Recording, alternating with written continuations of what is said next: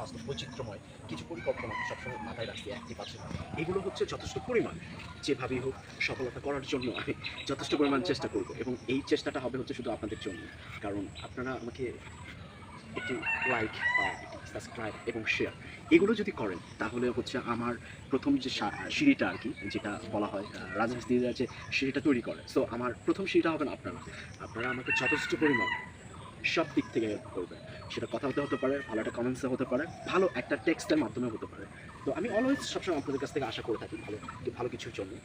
আমি হচ্ছি যে পরিবেশ নিয়ে কাজ করার চিন্তা ভাবনা করি, যেমন ছোটোখাটো পাখি পাবেন, পাখির ডাক পাবেন, মুরগির ডাক পাবেন, গরুর ডাক পাবেন, কুকুরও থাকবে, ইভেন মুরগি হাঁস সব কিছুই থাকবে। আমি এগুলো সবসময় এগুলো নিয়েই মনে করেন যে কাজ করবো। ইভেন আমি আমার ভাষা, আমার কথা এগুলো হচ্ছে আমি আরও ক্লিয়ার করার চিন্তা ভাবনা করবো। কারণ যেহেতু আমি নতুন শুরু করেছি, সো আমার ভিডিওতে অনেক প্রবলেম থাকতে পারে, ঠিক আছে? যেমন দেখছেন সবুজে ঘেরা, অথচ রাস্তার মধ্যে মাঝখানে কাদা পানি লেগে আছে, এটা তো আমার দোষ না, ঠিক আছে? কারণ এটা রাস্তা, আর রাস্তার মধ্যে এমন কিছু থাকবে যেটা অথবা মানুষের কাছে একটু খারাপও লাগতে পারে, ঠিক আছে? সো গ্রামে এইসব তো, গ্রাম যেহেতু আছে, সো গ্রাম নিয়ে যদি কথা বলা যায় তাহলে সুন্দর, ভালো লাগা, খারাপ লাগা সব কিছুই থাকে। সবাই যে হচ্ছে ভালো কিছু করবে বা ভালো কিছু তৈরি করে রাখবে এমনটা কিন্তু ভাবা যাবে না। শহরের চ্যাপ্টারটা আলাদা, গ্রামের চ্যাপ্টারটা আলাদা, ঠিক আছে? গ্রামের বিষয়টা হচ্ছে একটু অন্যরকম, খোলামেলা, সুন্দর গাছ থাকবে, সুন্দর এটা থাকবে ওইটা থাকবে, সব কিছু মিলিয়েই হচ্ছে একটা ভালো লাগার মধ্যে থাকবে। আর এই ভালো লাগার পরিবেশটাকে তুলে ধরার সবসময়ের জন্য আমি চেষ্টা করবো অলওয়েজ।